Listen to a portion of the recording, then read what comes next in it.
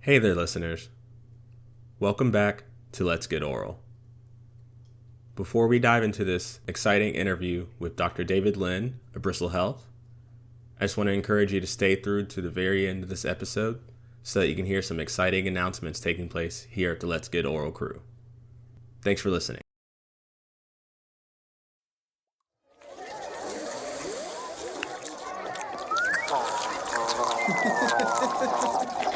Let's get oral.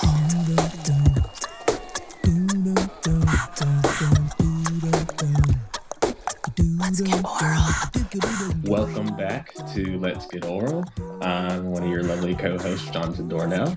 We've got Camille in the co-pilot seat, and today we have a very exciting episode and interview to share with you. We are hosting Dr. David Lin, who is the co-founder and Chief Science Officer of Bristle. He's, I would say, a colleague of ours when it comes to microbiology. He did his PhD work at the University of Michigan in microbiology and molecular bio.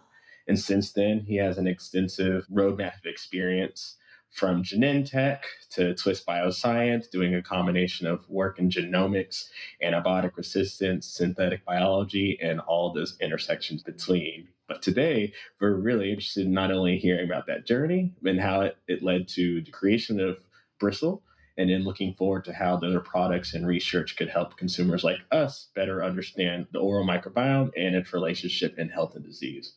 Welcome to the podcast, David. Thank you so much for having me. So one of the first questions we really like to dive in with a call of microbiologists is better understanding, how did you get interested in understanding the composition of the bugs in our mouth? Yeah, what got you into our filthy mouths? Yeah. Where to start? We'll start when I was an undergrad. So when I was an undergrad, I think there was a book that came out about Ebola. Oh my The gosh, Hot Zone, yes. I think. Hot Zone. Yes. That hooked me. I got hooked. I was like, wow, that's insane. love Like that no book. one knew what was going on. All these people were dying. And someone had to go in and figure out what was happening. And I was fascinated and I was hooked. And my first job out of undergrad was actually, I worked for this program called BioWatch, which was right after 9/11. Basically, there was this program where we started screening for these types of pathogens in our cities. And we used these little filter discs, and there's an air filter. And every day I was sitting inside this trailer, basically screening whether or not these pathogens were there. And that's how I got started. That is so cool. Oh my gosh, I love this. Microbiology ever since. Did you ever find anything? Can I say now? Yeah, I think the statute of limitations is probably over by now. But yeah, we used to pick up all kinds of things. So some of the stuff we would screen for with, typical stuff that you would think about, like smallpox, plague. Plague is actually endemic in the United States. Yes. And so we pick it up all the time. Yes. Same with tularemia. So there's like weaponized tularemia that supposedly Russia has some stock of.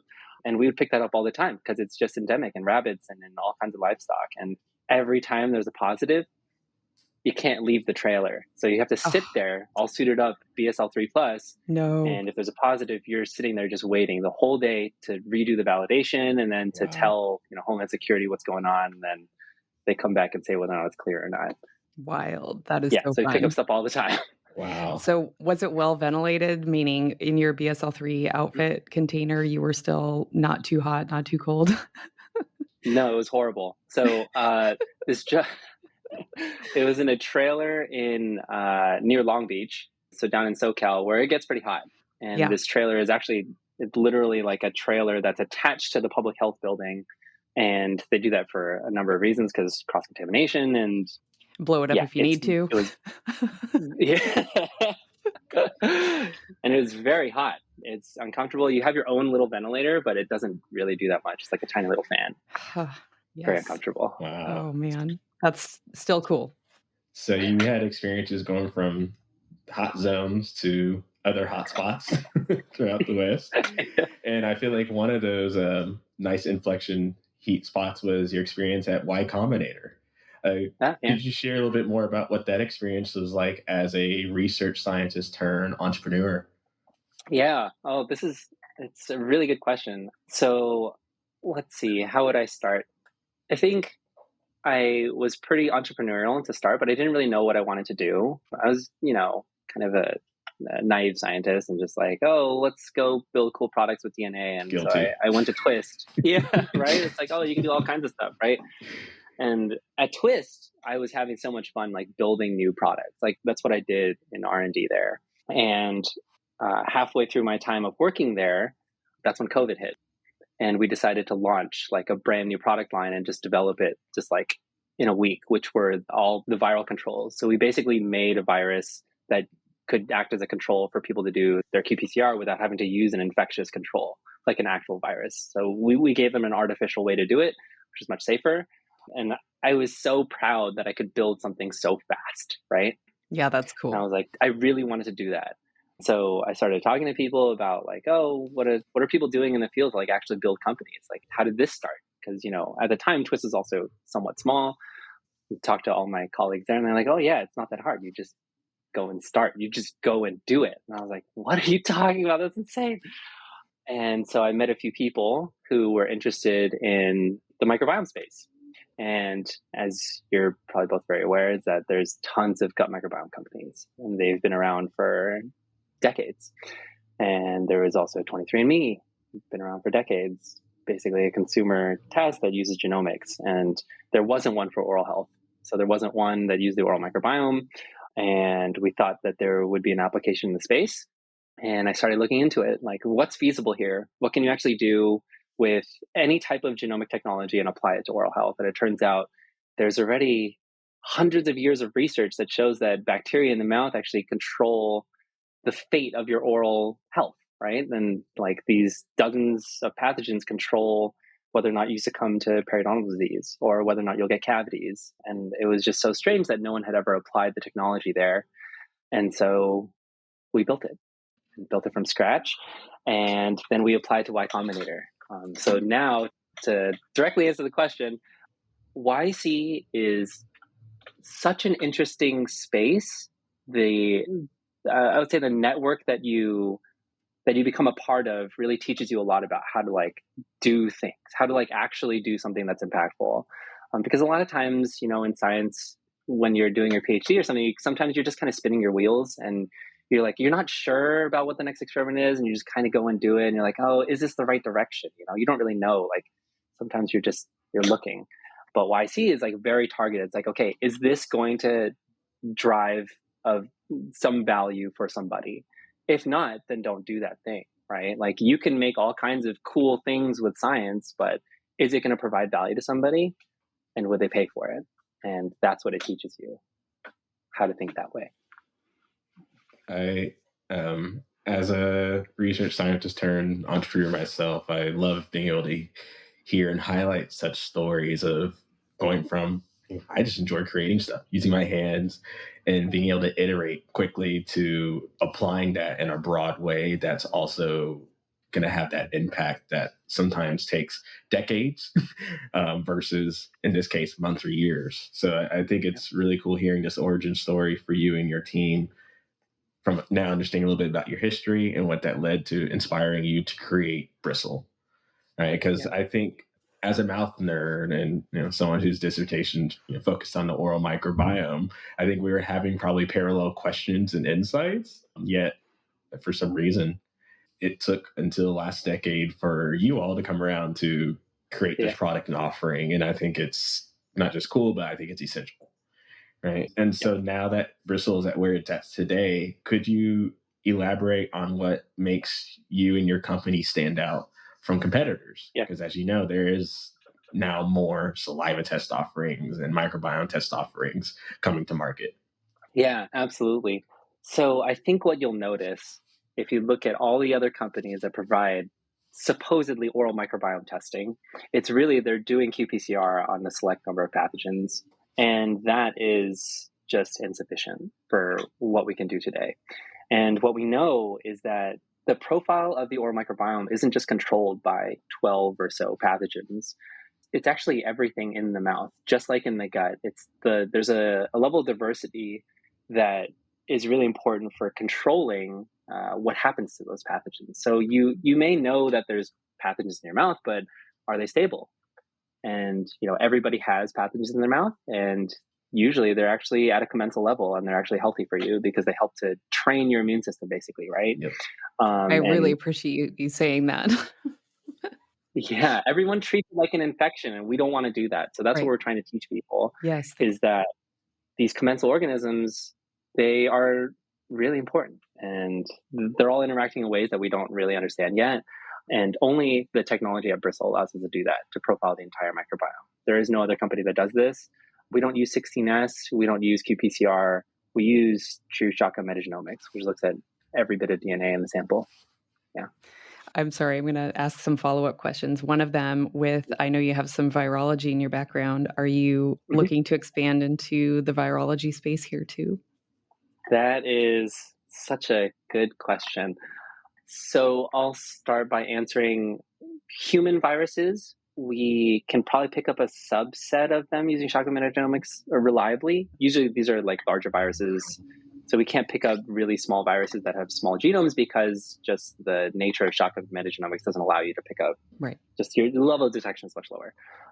But bacteriophages. Yes. And that is the big question, because there's a lot of research now that shows that proliferation of certain microbes in the biofilm, the control of the biofilm, is actually mediated by some of these phages. I would love to have an answer for you today, but I don't have one. I would like to look at it much more deeply. But the trouble we have is most of it is under-sequenced. There's no reliable database for them. Yeah. And so we have to build it ourselves. So we have to do all the assembly ourselves. And we do have enough samples now to do that kind of assembly, but how do we validate that they're real? You'd have to do some in vitro work, which is a lot of work. So are you looking at things like the SBIR opportunities? And I could just imagine that the NIDCR is, ripe for this area. Absolutely, yeah. And once we get time to do that, if we have time to do that, I would love to do it. So if anyone's interested and they're grad students who want to collaborate on SCTR, we'd love to. Excellent. I wanted to kind of follow up on the Y Combinator, kind of as you moved into that space. How did you meet the rest of the team? How did you convince, or who convinced who, and how did that go? I want to know more about how you kind of cultivated the team that you have, because it's been a really fun thing to watch you guys grow together. And so I just, having those key partners is so integral for a successful business. Tell us about that. Yeah, the people you build a company with is really one of the main driving factors in whether or not a company will succeed or not. And so initially, I had met my co-founders actually online. I met them on Reddit, I think it was a startup subreddit maybe, or an entrepreneur subreddit, where someone was basically like, hey, it's the middle of COVID. How is everyone talking to each other? Like, people are meeting. How? And no one was meeting, right? There were no conferences. And someone reached out and just said, hey, do you want to get a coffee? And I was like, sure. And then when I heard about the idea from my two other co-founders, I initially was skeptical, because I thought, someone definitely has applied the technology to the space, because it's been around for so long. Shotgun metagenomics, people have been doing, like the cost has come down significantly. Why has no one done it yet? And I looked around and no one had done anything. And then I did all the upfront work, and that's how we got here. Reddit. Very cool. I love that. That's fantastic. Yeah, Reddit mining. I mean, I'm waiting for that future documentary story for you to be part of that. Oh, that's fantastic. And so I think for our listeners, I think it's good for them to not only hear, from a founder and origin's mouth of what inspired them to create this product, but then probably more importantly, to some degrees, what offerings and benefits do they get from it? And so while I think us here on this call may intimately understand the value of the oral microbiome, I'd love to hear in a more layman's way what you envision you and Bristle being able to offer today, and particularly forward thinking. Yeah. So today, what we provide you is your entire profile of your oral microbiome, which is not stable, I should say, is that you should be testing over time if you're at higher risk of disease or if you have oral disease. And so we tell you things like your risk for gum disease, your risk for cavities. And I think people kind of confuse what that really means. And so the analogy that we like to use is, you may see that your foundation of your house has termite damage. Mm-hmm. But do you actually have termites in your basement or do you not? Because that foundation could be stable if you don't have any termites. But if you have termites, they will progress at a certain rate depending on the type of termite or how many termites are there. And so really we tell you future looking, will your foundation crumble or is it actually okay? And so we do that for gum disease and cavities. We're trying to do this for other types of systemic diseases as well, because there's a very strong correlation between some of the oral microbiome and some of those diseases like cardiovascular disease, even other oral diseases like thrush or burning mouth syndrome, stuff like that. And we also provide a few other kind of more nuanced scores about your oral microbiome, one of which is I think we're calling it the nitrate reduction score now, Yes, which gives you some insight into the capacity of your microbiome to contribute to producing nitric oxide, which of course, through some of your earlier podcasts, tells you a little bit about your cardiovascular health. Yeah, it's an exciting area of research. There's so much opportunity. I'm excited to see where we all go with that. I'm excited that you're adding that component. I myself am excited at Bristle at large just because I know that you've done some case studies. And what I love about your shotgun approach is that you can identify new species that might be interfering with health. And I love the opportunity here because a lot of times we're sitting at home trying to figure out and puzzle through without quite enough data. Like if I have just 5 pathogens and I know that they're up, I know something's wrong, but I don't necessarily know that there might be a new player in it. So I love the expansion and the opportunity.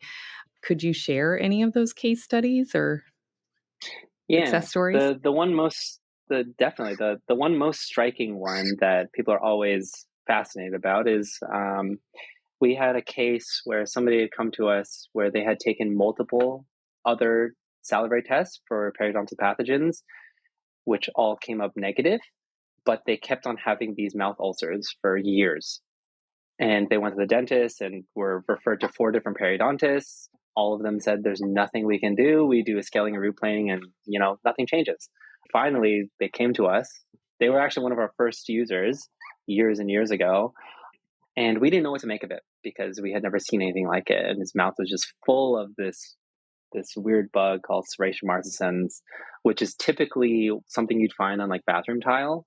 And maybe like a fecal oral contaminant, but we don't really know where it's coming from. We just know that his mouth was colonized full of it. And it was through that long journey, finally he took a Bristle test, which looked for unknowns basically, right? So we weren't looking for things that are canonical stuff. We're looking for everything. And we picked it up and we were able to get rid of it. And now his ulcers are gone. So he was having ulcers like Amazing. multiple times a month. And now no more. In that case, do you know what they were using for their hygiene products? Yeah. So at first, he had tried a whole bunch of things before coming to us, and none of them worked, of course. And we didn't even know what to do because we were like, hey, we've never seen anything like this here. Maybe you can like try some stuff. Here's like a probiotic. Here's like a change in diet.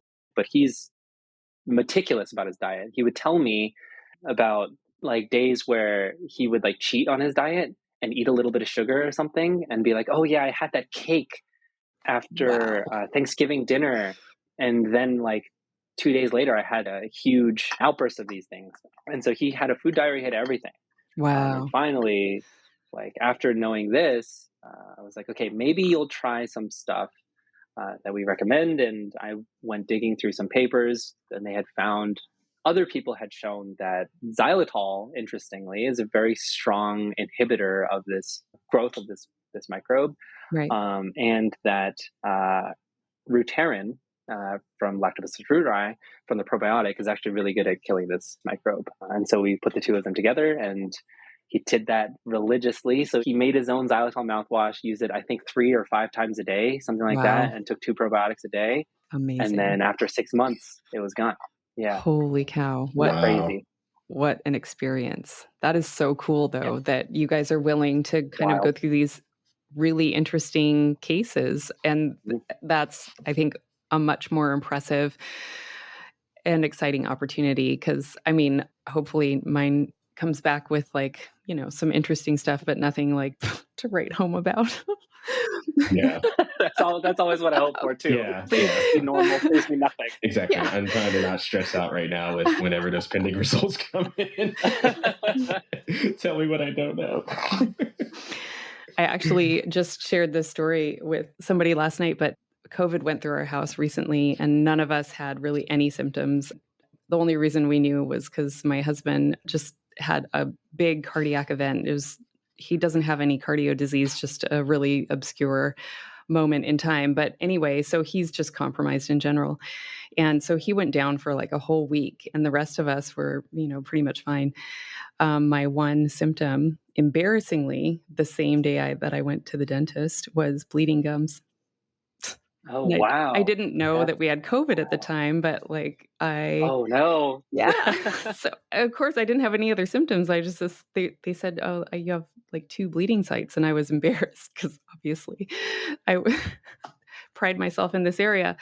Anyway, so I was relieved to see that it was something else that I could blame. But it's just a wild ride sometimes. I love that it was my only symptom, but I also hate that that was the symptom. uh, anyway, I actually have been talking with some of the hygienists that are using your product, and they just really gush over the experience and the excitement that they have on all the learnings that you guys provide. I know that moving forward, you guys are starting to offer more options like your own probiotic. And Jonathan, I'll let you kind of expand on this because I know you did a little bit of a deep dive here. I know I've tried myself to kind of compare and contrast against different probiotics with large futility. So I would love to kind of pick your brain in this space. So, yeah. Yeah, I love that in the name of diversity and how he started off this conversation, or at least from what I'm seeing, one of your first probiotic offerings contains 6 different strains, spreading 3 different genera, some bifido, your strep, and also your lactobacilli. And I really appreciate that you have the Bliss K12 and M18 strains. Could you Yeah. elaborate on the decisions for this formulation and how you went about designing that? Yeah. So just in general, we looked at the other probiotics in the market at the time. I think we launched this 2 years ago, maybe. And at the time, everyone else was basically packing gut probiotics into an oral lozenge and calling it an oral probiotic. And what we looked at was whether or not any of those species actually had any research on the oral microbiome. And of course, what you'd expect is there was nothing. Also, because nobody could actually profile the microbiome because our company was the first to do it. So of course there wasn't any research related to it. And so because of this lack of actual product that was probably going to help people, we decided to make our own. And so what we did was we looked at every clinical trial that you could ever find under the sun regarding any species and any oral disease. So I think I probably read like hundreds of these clinical trials. And I went through, so I probably should have written some meta-analysis, to actually evaluate them. Not too late. It's not too late. Yeah, I was going to say, we can work on that together. we could do it. I have a huge database of them now, so I might as well do it. And we came up with these 6 because these were the 6 that we trusted actually helped people because they reported to have clinical benefit in more than one clinical trial for halitosis or gum disease. So we were specifically going after those because they're the most prevalent oral diseases, and those were the things that we were trying to help people with the most. There's also some probiotics that may be more beneficial for people with cavities, or that may fight strep mutans better, or modulate the microbiome to improve the pH. But we chose those 6 specifically for trying to maintain periodontal health. Yeah. Yeah, and that's obviously such a large bucket, especially as you go through aging demographics, right? How prevalent something like periodontal or gum disease is. I'm curious if you're able to share, do you envision this product portfolio growing to be able to complement the actual oral health microbiome test in a more personalized way? That is the dream. Yes. Hopefully we can get there. So there's a few problems we run into. The first is they're simply there aren't enough strains out there that exist that have published data. And so we're trying to build that in the background right now, right? But that requires, some trial and error of whether or not you can grow these things and package them in a way that allows them to be viable. And that is, of course, a lot of work. It's the actual manual work of building a probiotic, which of course comes back to there's no data for them. And so we have to also find out whether or not it's going to help people, because we don't want to sell something that, of course, is just going to be nothing. It's just like here's a nice to have piece of candy that might have this strain in it that really doesn't do anything for you. So that's one of the biggest hurdles, is like there's just not enough strains that exist. So just for instance, an example is we want to package a Veillonella strain in there. So there's a few papers that have shown that some strains of Veillonella atypica or other types of Veillonella are, positively associated with cardiovascular health. And we looked and we were like, can we find this strain anywhere? Can we ask someone to grow it? And everyone's like, no, this thing is impossible to handle.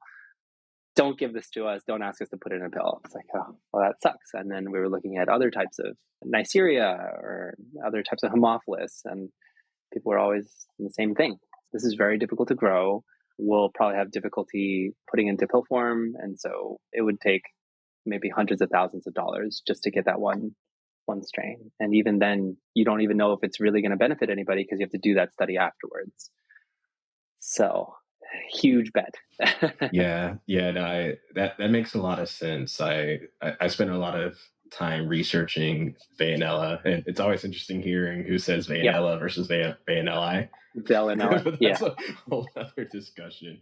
But I was really driven to that group of microbes with regards to both their synergistic relationship with various streptococci, in addition to their modulating effects with various fungi, particularly Candida albicans and other oral dwelling fungal species and mixed biofilms. So the biggest challenge was, when it comes to culturomics, how do you actually grow them substantially to support your studies? And I'm talking, plate-based lab scale. So I can only imagine trying to be able to do 2,000 liter or 20,000 liter fermentation vats for something like that to support probiotic product development. Yeah. And that's why most of the strains that you see will be strict aerobes or strict anaerobes. Well, there's facultatives in there, but most of the time it's very difficult to get large scale cultures of microaerophiles because of just the nature of how they grow. It's just, they're fastidious. Yes. They're terrible to work with. I was going to say, is cold culture an option there? Because I feel like that would be a helpful way to go. Yeah. So the cold culturing thing actually brings me to another segue, which is basically, could you do an oral transplant, an oral microbiome transplant? Yes. Could you take someone's mouth and just dry the whole thing down and then transplant it into someone else who hopefully could receive it? We were like toying with the idea of doing that. You run into some safety issues, of course, because of transmission of other types of oral diseases. Yeah, that's a tricky beast. It really, the C. diff trials have been really interesting in that gut health component. Yeah, and everybody gets the heebie-jeebies, but people describe so much relief that it's undeniably helpful. So yeah, it's a perplexing issue. I will say and promote a talk between you and Glogauer, because he did find a strep strain that produces a really potent anti-inflammatory that is protective. So that is exciting. Yeah. I would love for that to move forward in some meaningful way. Yeah. But as far as kind of driving that understanding of controlling the inflammatory space when antimicrobials are short-lived because there's actually a backdrop of inflammation driving the pathology. Are you tracking oral hygiene products to just have a sense of what might be an issue for most or some? Or, yeah, you are? Tell us more. Yeah. So we are trying to understand how oral care products actually impact oral health as a whole and the oral microbiome. So, of course, those are very intertwined. And it's difficult to deconvolute, I would say, because of the number of factors that go into that. So it's not just your oral care products, it's actually your diet, how you sleep, whether or not you got COVID, right? Like that also has a huge impact because the inflammatory milieu is totally changed. And so all these factors basically come down to how much can you control when you study a population. And that's where we're at. We're getting enough sample size to make those controls so that we can study X person with a Mediterranean diet versus X person with a Mediterranean diet as well controlled as we can using two different oral care products over this amount of time. And both of them started with two periodontal pockets or something like that. Right. If we can get down to that level of control, then we can really understand how the oral care products work and what they're doing. The trouble is, of course, those controls. Yeah. It's getting enough people to understand, does this oral care product actually do this thing that people are saying? Right, right. So one of the projects that I had started at Colgate, I didn't finish because I left, but Glogauer had taken on. It was a stannous fluoride versus sodium fluoride Yep. in experimental gingivitis. And so you can see that the treatment persists into the experimental gingivitis. And we already knew that, but I was calling out a mechanism. So he had kind of gone forward to look at that. And I just love that we do see a protective element from the stannous fluoride there. And I suspect that, there are other things going on that might be just ecologically different in that space. But anyway, so I think there's a lot of opportunity for exploration. And I love that you're kind of thinking in all of these areas. One of the people that we talked to recently was Georgios Katsakis, who's associate dean at Rutgers Dental University, and he is a specialist in implants and peri-implantology. He's part of the consensus group that's creating that new system of grading in peri-implantitis, which is really a huge growing problem currently. So I don't know if you're looking at the ecology of peri-implantitis, but tell me if you are. Yeah, so we wanted to launch the study. So we have an ongoing collaboration with University of Pacific where we collect saliva from a variety of different people who come to the clinic. And the goal really was just to profile every type of microbiome we could across a whole different, like everybody, because there's no data, right? And we were just making it. And one of the questions that frequently came up, because a lot of these people, they recommended that they would get an implant was, well, we know the failure rate of implants is like 20% over 5 years. Can we segment these people into who will succeed and who needs antibiotics ahead of time? And then hopefully we can tune whether or not the implant will take. And we had done some preliminary things and we couldn't really find much with saliva, it turns out. I don't think it was nuanced enough basically to pick up the site. And so what you really want is to say, at a specific site, if we just do paper points, can we differentiate between the two? And I think saliva just was too comprehensive, collected the entire microbiome. And of course, it was also a pretty small N when we had tried this. It was only like an N of 10 in each group. And, each of them already started with different levels of periodontal disease. And so you were also dealing with that. But yeah, peri-implantitis is pretty exciting because, there's a very clear use case of if someone is at high risk, you can modulate that microbiome locally. You can use some types of antimicrobials to try and fix the microbiome to make it more amenable for an implant. Right. And you do need to go in with soft gloves, we'll say, because anytime you disrupt that implant itself, then you're creating just an exacerbation of inflammation. Yeah. So yeah, very cool. I'm excited. There's, again, so much fun stuff to play in. Do you think you'll ever get into the hygiene product realm, or are you going to stay with the microbes? I think we'll stay with the microbes. That's really our bread and butter. That's what we know best. When I look at oral care products, the number of ingredients you can try and put in there is nearly infinite. And, I don't know anything about manufacturing those products and how you put them together. And that's not really something I'm that interested in. I'm more interested in what can we do with the microbes. And if we can profile the microbes, you can do more things with them because that space is still unlimited, basically. Yeah. We've barely touched the surface on what we can do with the microbiome. So much to do. There really is. And so you made some mention of kind of going beyond oral health. What does that look like? Oh, yeah. Difficult. So there was a recent paper that came out after Rob Knight had published some cancer microbiome study. And in that study, they had said, hey, look, all the cancer microbiome stuff is actually flawed in their data analysis. So for some background, what I wanted to look at was the oral microbiome in pancreatic cancer. And there was some early signal that perhaps oral microbes were part of the driver of pancreatic cancer, and people didn't really know why or how that happened. But it turns out some of the data analysis may have been flawed.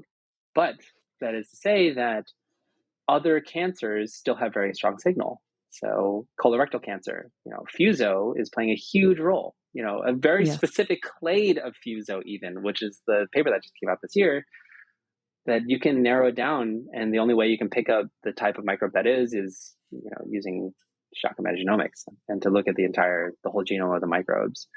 And so I think that there's other cancers that are driven by by the oral microbiome. We just don't know what they are yet, and you have to do a lot of fishing. Yeah, for sure. What about NASH? Oh yeah.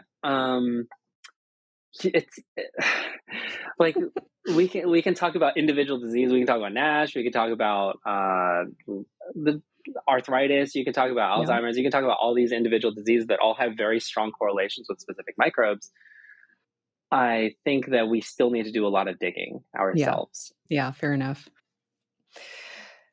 If you had the option for your consumers to really give a whole health analysis, all the questions, it would be a huge lift on your end to have all of those features, but it could be kind of fun to play in that area Yeah. if people are willing. And I know that at least some of us are.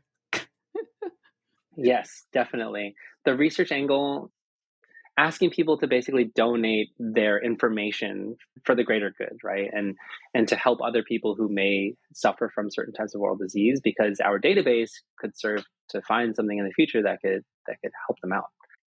Yeah, that's the dream. That's the goal. But there's also a fine line between asking everyone to do like a 1,000-page survey and be like, give me your entire health history and tell me what happened to you in kindergarten and like what were the foods that you ate every day for the last 3 weeks or something, right? Like that would be perfect. But nobody's gonna answer that survey. Oh, so, I mean, even if you gave me 10% off, I probably would. Maybe. That's actually not a bad idea. Give a future discount for answering a very long survey. Kind of like it.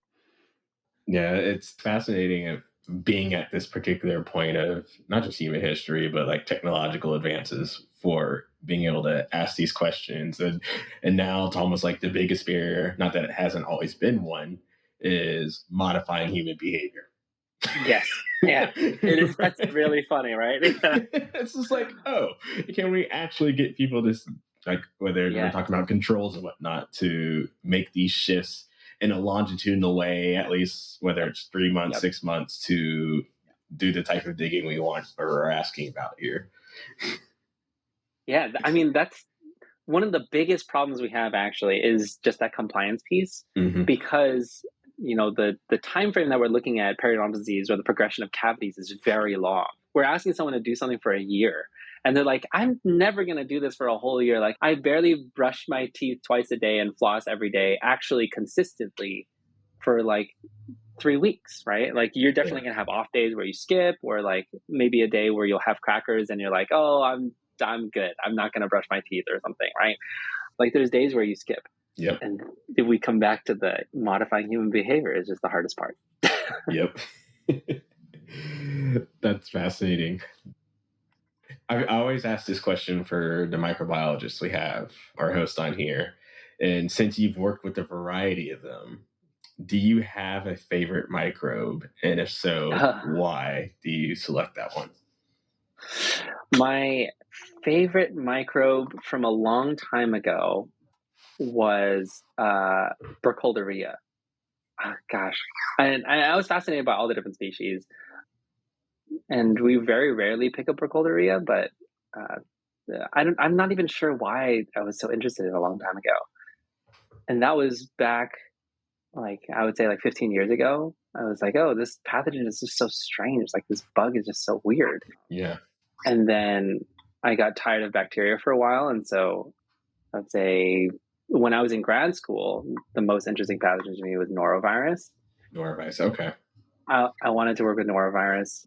Non-envelope virus is just so transmissible, and there's no vaccine, and people can get sick multiple times despite what seemingly is the same strain. So there's like not long-lived immunity. Even though at the time my thesis project was in dengue virus, I was still fascinated by other things.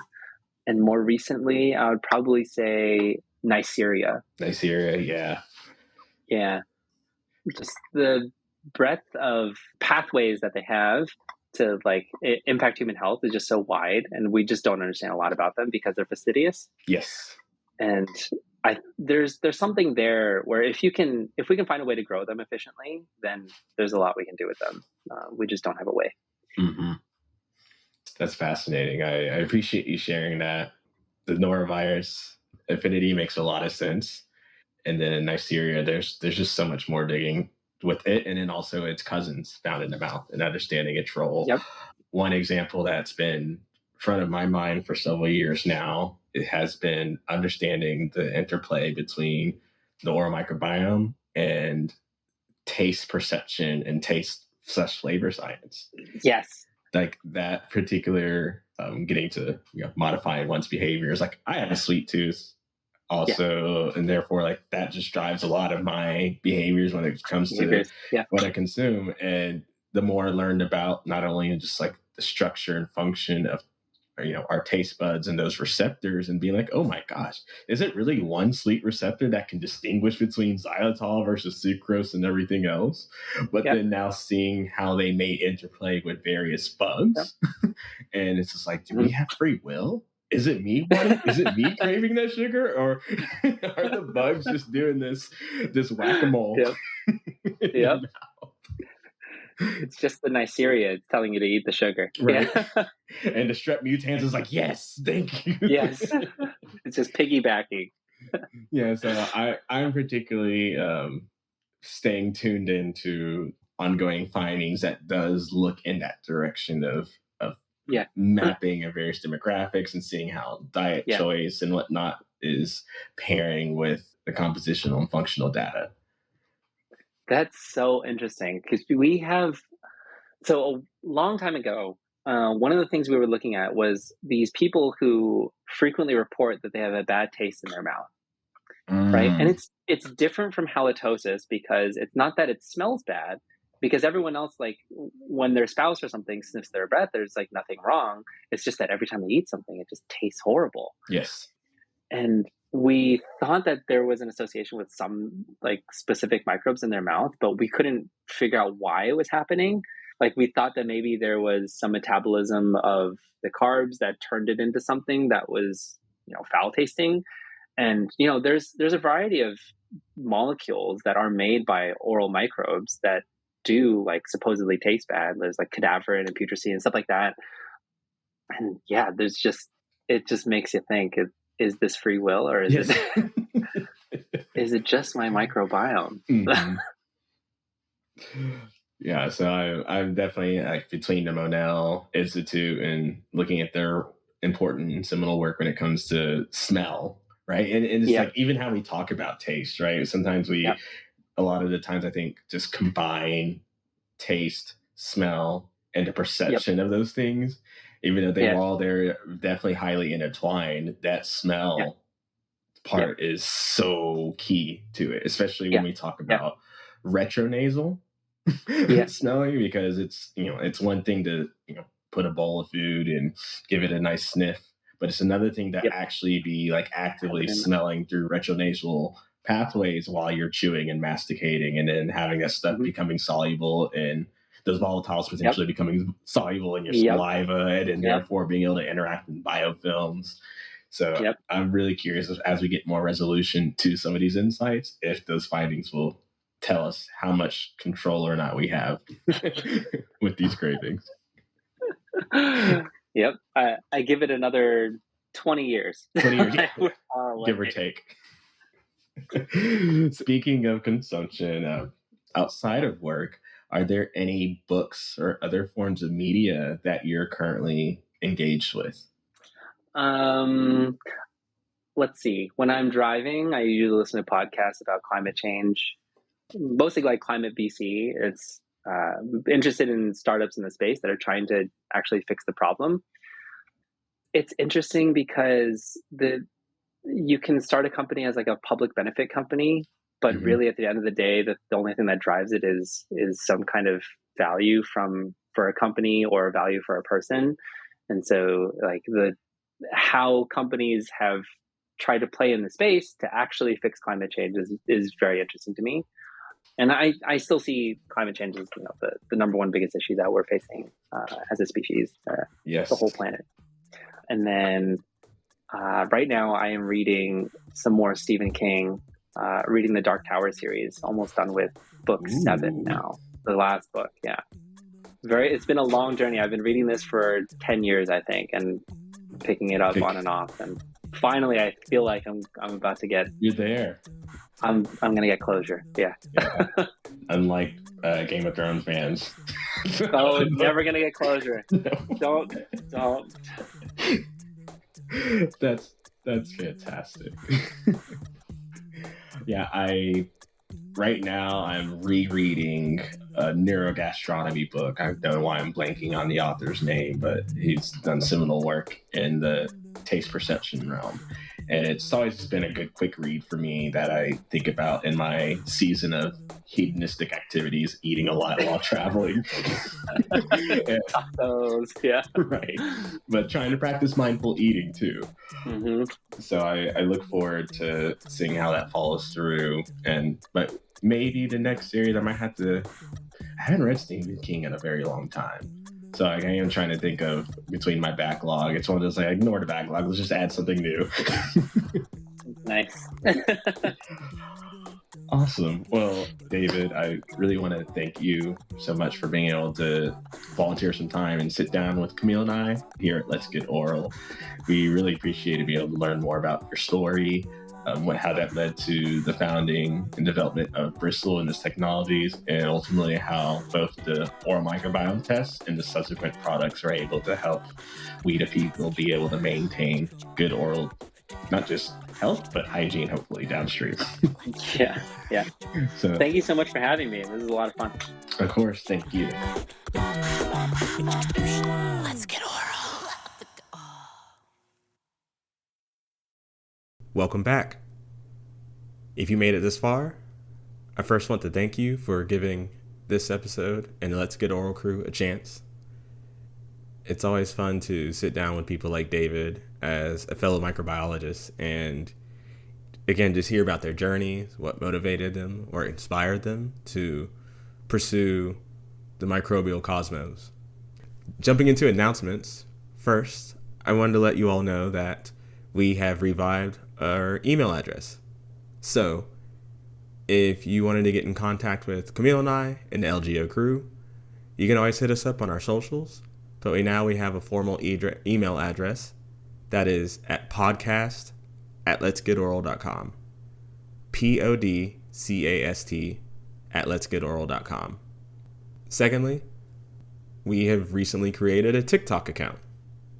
While we don't have anything formally live out there just yet, stay tuned to their Instagram, LinkedIn, and the rest of the social platforms so that you can stay up to date on any new episode drops, in addition to how we engage with products, technologies, and content in the oral health sphere.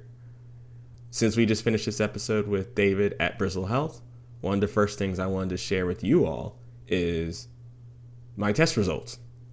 So we can cringe together to better understand what bugs are found in my mouth as of today and whether or not the learnings I gather from that information inform me to either maintain or make any changes to my lifestyle and hygiene.